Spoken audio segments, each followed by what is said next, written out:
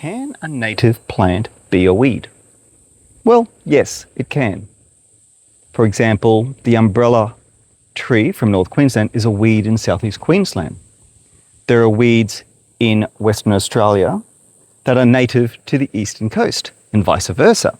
There are weeds in New South Wales that are not listed as weeds in Queensland and not listed as weeds in Victoria. Every state has a different ruling for weeds. In fact, many councils have different lists for weeds. And then there is a national list of undesirable weeds. It can be really, really confusing. And native plants like cordyline in some areas could be regarded as a weed. I don't think so, but given the situation, the prolific seed production on this cordyline Mannasatteni could mean that it has a potential to be a weed in southeast Queensland, because this species is native to northern Queensland, not to this area here in southeast Queensland where I live. So what do you do about weeds, and how do you decide to come up with a definition or a term? Now, most gardeners define weeds as any plant growing in a position where it's not wanted. That's a little bit woo-woo and up to subjective personal preferences. A better process would be a scientific system where plants are assessed in terms of why they're weeds, how to control them, all of these things.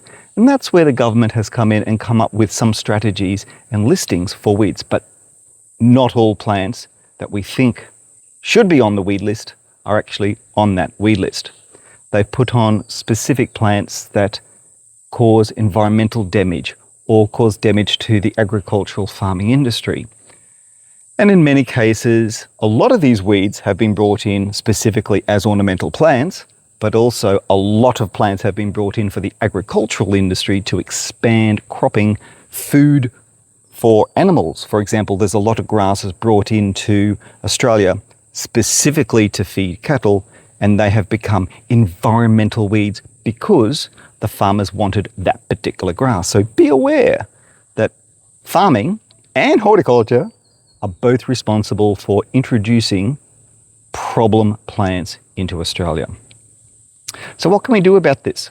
Well, ideally, you can look for lists, the national list or state lists or your local council list, and find those lists and don't grow those plants. Aim not to grow those plants. Don't propagate them, don't sell them, don't distribute them, and definitely do not dump them into the bush. That's the first problem.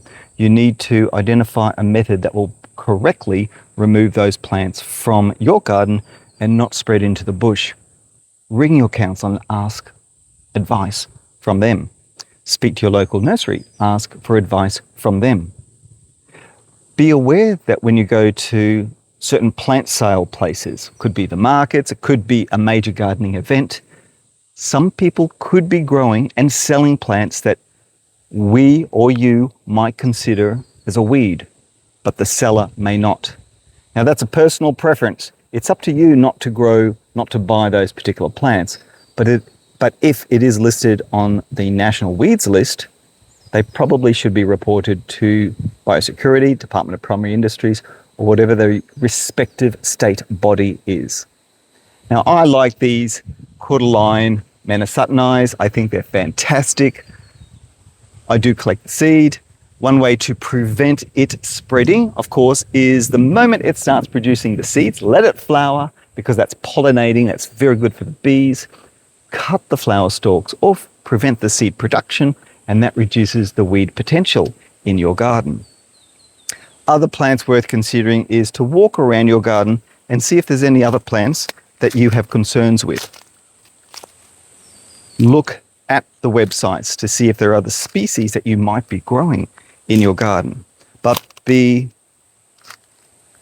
aware that there are some sellers who will sell plants online or even in the markets or at the side of the street in a little stall, and they're trying to make a quick buck, and they could be selling certain plants that we do not want in the industry. We do not want gardeners to grow because, personally, I think all gardeners are responsible.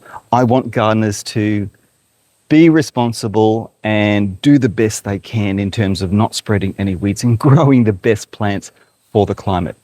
So if you've got any questions, any doubts, you can put questions in the comment section and I will do my best to answer every single one of them when it comes to weeds. There are some weeds, I think, that are not too bad. There are some that are really bad, and ideally we don't want to grow the really bad ones. But if it is listed on the weeds of national significance, we call those the WONs, then definitely they're banned, not to be grown, not to be propagated, and definitely not to be seen on TV programs. Apparently there was one many, many years ago, one of the TV personality people in the gardening fraternity had water hyacinth, which is illegal to be grown and cultivated. So be aware, be careful, be vigilant, and above all, enjoy your garden, but grow the right plants. This is Paul Plant Horticulture. Hope you've enjoyed this little video all about weeds.